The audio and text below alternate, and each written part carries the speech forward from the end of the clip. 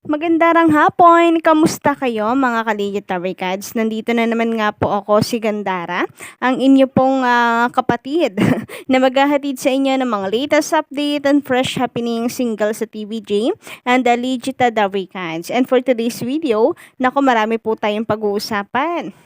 Isa na nga po rito ang pagigiit po, no, pagpapatibay ng actual use ng titulong Itbulaga at syempre ang double celebrations po na magaganap ka-OG. But before that, nais ko po munang pasalamatan ang mga nandito ngayon na nakikinig po sa atin. Maraming salamat po sa pagpunta at pakikitambay dito parate sa ating YouTube channel. And big shoutout po sa inyong lahat. Mabuhay po kayo. At kung kayo po ay bago lang dito sa ating YouTube channel, don't forget to click the subscribe button and notification bell para kayo po yung maging updated sa mga bago po nating reaction na videos, update tinggal po sa noontime shows latest happenings. Siyempre sa pinaglalaban po ng TVJ, siyempre nasa side po tayo ng Tito Vic and Joey. Samantala, ito na nga, pag-usapan po natin ang tungkol sa post po na ito, no?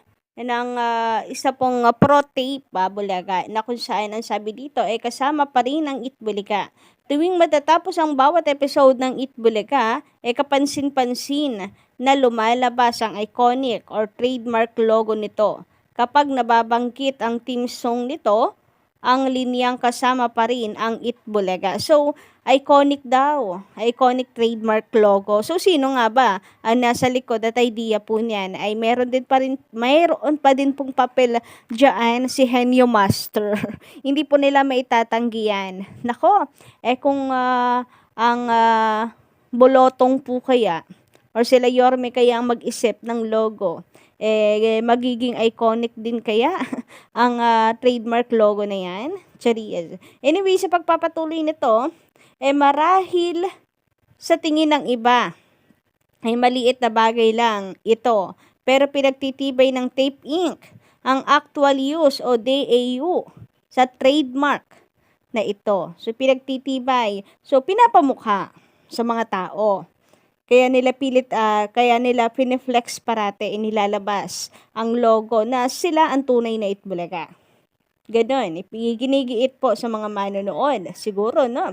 Ayan, makikita niyo naman po sa pictures dyan na nakalagay po Itbulaga. Pagkatapos daw po ng kanilang programa. Sabi pa dito, mahaba-haba pa ang trademark or copyright battle na ito sa korte at IPO. Iginiit ng kampo ng TVJ na sa ilalim daw ng batas, ang Itbulaga ay deemed registered na kay Joey De Leon noong September 29, 2023. Parang wala naman po akong narinig sa TVJ. Nabasa lang po natin ito sa article, guys, na dahil may balita na late po ang pagpasa ng opposition ng Tape Inc. ay automatic na deemed registered na ito kay Joey De Leon. Parang wala naman ako narinig kay Tito Sen, kay Bossing at kay Joey De Leon. Deemed registered na yan sa amin, ganon. Parang wala naman. So, pa-comment na lang din sa baba, baka tayo ay late lamang sa balita. Pero sa totoo nga lang po ka-OG, dahil yon sa article na lumabas, sa mga nabasa po ng Digital Records na article na late nga raw po nakapagpasa ang Tape Inc. ng opposition. Kaya automatic, ayun po ang naisip at nasa isip ng mga tao. Tumatakba sa isip po ng mga tao. Kung totoong late nga ang Tape Inc., deemed registered na kay Henyo Master ang titulong Itbulaga.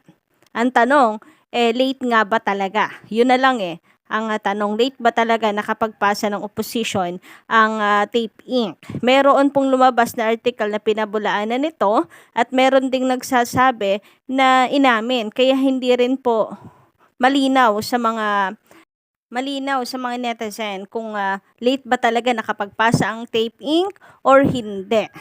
Pero dahil nga sa lumabas na article, yun na ang nasa isip ng tao. deemed registered na kay Henyo Master ang titulong Itbulaga. So yun ang pagkakaalam ngayon ng mga tao. And kina Tito Vic and Joey, sabi ko nga wala ako kung naririnig na sa kanila mismo nang galing. Pwera na lang kung late tayo sa balita. But anyway, ang sabi pa nga po rito, pero bakit hindi pa ginagamit ang trademark kung deemed registered na? Napaka naman po siguro common sense nito. Pinapatigil nga po ng TVJ ang paggamit sa tape ink ng titulong Itbulaga tapos gagamitin po nila. Siyempre hindi po gagawa ang TVJ na alam po nilang sasabit po sila. Kaya nila yung pinapatigil para patas. Wala sa kanilang gagamit until wala pa pong resulta.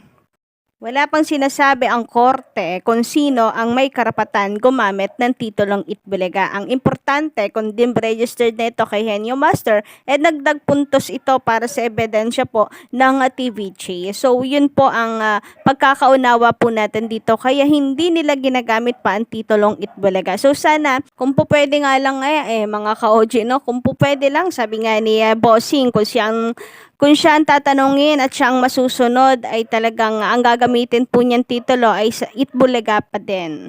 Pero para wala nang sagabal, ayon at gagamit muna sila ng titulo na hindi naman po nalalayo sa Itbulaga, which is ang E80 nga na gamit-gamit po nila ngayon. Samantala mga ka-OG, pag-usapan naman po natin ang nalalapit na birthday ni Atasha Mulak and ni Andres. So yung kambal po na to, ang update ka po natin November 4. So 2 days na lang at birthday na po ng dalawa. And ito nga po ang nasagap natin na kung saan naghahanda na rin itong si Atasha para po sa kanyang outside celebration. So bukod po sa E80 na celebration, malamang po niyan ay isa-celebrate po yan ng mga legit Tower Cards, meron pa rin syempre no, na pang-pamilyang selebrasyon. Kaya parang double celebration to ka-OG. Nakakatuwa naman na ganito. At hindi naman po masama yon. At the end of the day, ay birthday po ito ni Atasha. Importante ito sa atin ng mga legit Daricans na ba celebrate. Pero napaka-importante din po ito sa kanyang pamilya. So ano kaya ang mga kaganapan mga ka-OG, no? Sa E80 sa Sabado. Samantala, sabi naman po dito ni Juan de la Cruz ay sineronglak. Ayan, basta yun na yan. Sabi ni Sir Juan ay feeling ni Jose Viceral nasa comedy bar pa rin siya. Hindi niya alam noong time show na siya ang sagwa ng lagi mong paringgan ang gobyerno. Kawalan ng respeto yun. And actually guys, meron na naman nga po siyang pahayag. Meron na naman po siyang patama na kung saan ay ayaw daw niya sa Showtime University dahil nga sa wala naman daw bagyo, wala naman daw pong sakuna or something, parating suspended. Grabe nga yun. Alam na po natin ang ibig sabihin nun ng mga jokes na yon. In fairness, ang bilis niya mag-isip basta mga kalokohan at pagpaparinig ng mga ka-OG. Ang bilis. Ang bilis ng utak niya sa mga ganitong bagay. Pwera na lamang kung ito po ay kung ito po ay script na kanila pong sasabihin para maintriga at parati po silang trending at pag-usapan ng mga manonood. Samantala, sabi naman dito ni Zen Zona, ayan, shoutout sa'yo. Congrats Zombie, na-recognize ng Nigerian Embassy nung nakaraang araw. Sabi naman ni Sir Angelo Acosta, nasa puso ang pagbibigay ng pagtulong ng TVJ sa dami ng ads nila.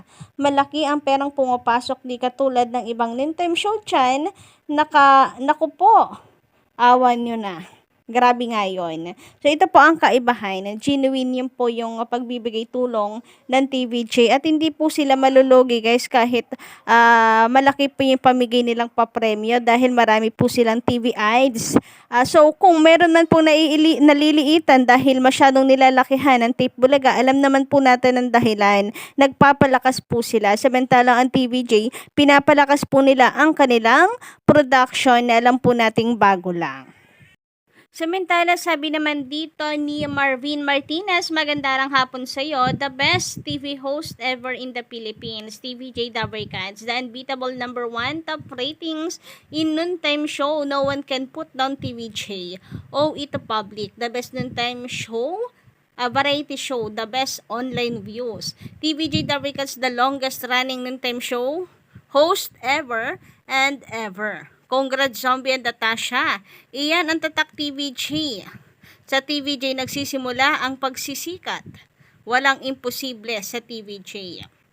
Subok na yan, hindi na mabilang ang sa mga kamay ang mga sumikat at nakilala sa showbiz industry. And that's because of TVJ, mga Kaligit Tabarkads. Kaya naman ay nasa tamang kamay po talaga itong si Atasha, ang Sing It Girls, guys, na meron pong exposure ngayon sa therapy. So malay po natin gawan po yan ng kanta ng TVJ. Okay, pampasko guys. Pangpaskong kanta kasama si Mengay, si Karen, tapos yung Sing It Girls. Parang nakakatuwa yun since malapit na rin po ang Pasko, ka-OG, November na po ngayon. Ilang araw na lang ba? Samantala, sabi naman ni Sir Romy Obispo, magandang hapon Ma'am Gandara, binabahagi lang ng TVJ yung mga nakukuhang biyaya kaya maraming segment, kaya dumadami yung ads at sponsor ng TVJ at TV5. Kaya naman nga, congratulations sa EAT. Kaya guys, kung sakasakali nga po, 3 hours na po parate araw-araw, ang EAT ay nakakatuwa. Dahil mas marami po ang papasok at mas maraming oras po para sa commercial. So, yun lang po muna ng update natin ngayong umaga mga ka-OG. Don't forget to click the subscribe button and notification bell for more updates.